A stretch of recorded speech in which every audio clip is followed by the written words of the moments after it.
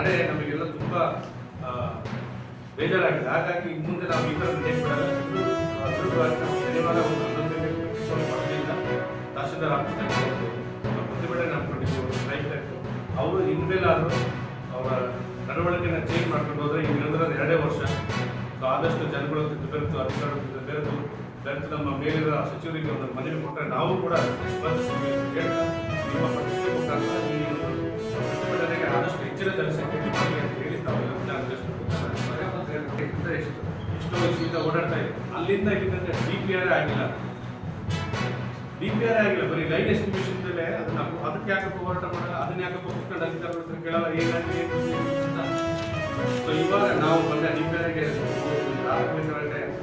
ಅಧಿಕಾರದವರು ನಾವು DPRಗೆ amount section ಅದೊಂದು agency DPR ಕೊಟ್ಟಾಗ ಮೊನ್ನೆ DPR 114 ಕೋಟಿ DPR ಇಷ್ಟು ದಿವಸ 2000 ಪೂಜಾ ಕಾರ್ಯ ಕರ್ಕೊಂಡ್ಬಂದು ಅವರು ಗುದ್ಲಿ ಪೂಜೆ ಮಾಡಿದ್ರು. ಅಲ್ಲಿಂದ ಮಾರ್ಕೆಟ್ ದಿವಸದಿಂದ ಫೈಲ್ ಕಟ್ಟಿಟ್ಟಿದ್ರು. ಇದೆಲ್ಲ ಇನ್ನೇ ಟೈಮ್ ಎಲ್ಲ ಮುಗಿದೋಗಿದೆ. ಬೇರೆ ಥರ ಪ್ರಶ್ನೆ ಮಾಡಬೇಕಾದ್ರೆ ಜನ ನಿಮಗೆ ಕೊಟ್ಟಿರೋದು ಅಧಿಕಾರ ಕೆಲಸ ಮಾಡಲಿ ಅಂತ ಹೇಳಿ ದಯವಿಟ್ಟು ರಾಜಕೀಯ ಮಾಡ್ಬಿಟ್ಟು ನೀವು ಎಲೆಕ್ಷನ್ ರಾಜಕೀಯಗಳು ಮಾಡ್ಕೊಳ್ಳಿ ಅಂತ ಹೇಳ್ತಾರೆ.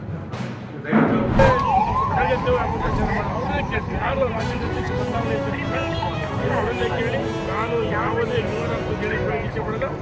ಸೂರ್ಯಚಂದ್ರ ಯಶಸ್ಸನ್ನು ರಾಜ್ಯದ ಅಧ್ಯಕ್ಷ ವಿಜೇಂದ್ರ 2 ವರ್ಷ ಬಹಳ ಒಳ್ಳೆ ಕೆಲಸ ಮಾಡಿದರೆ, ಅವರೇ ಅಧ್ಯಕ್ಷ ಮುಂದುವರಿದರೆ ಅವರ ಸಾರಥ್ಯದಲ್ಲಿ ಸ್ಥಳೀಯ ಸಂಸ್ಥೆಗಳು ದಾವಣಗೆರೆ ದಕ್ಷಿಣ ಮತ್ತು ಬಾಗಲಕೋಟೆ 2 ಉಪಚುನಾವಣೆ, ವಿಧಾನ ಪರಿಷತ್ ಚುನಾವಣೆಗಳು, ಮುಂಬರುವ ವಿಧಾನಸಭೆ ಚುನಾವಣೆ ಅವರ ನೇತೃತ್ವದಲ್ಲೇ ನಾವು ಚುನಾವಣೆಗೆ ಹೋಗ್ತೀವಿ.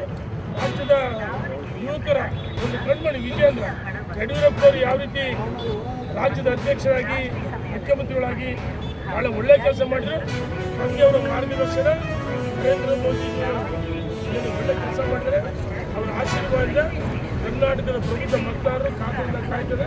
100 ದಿನದಲ್ಲಿ ವಿಜೇಂದ್ರ ಸಾರಥ್ಯದಲ್ಲಿ ಚುನಾವಣೆ.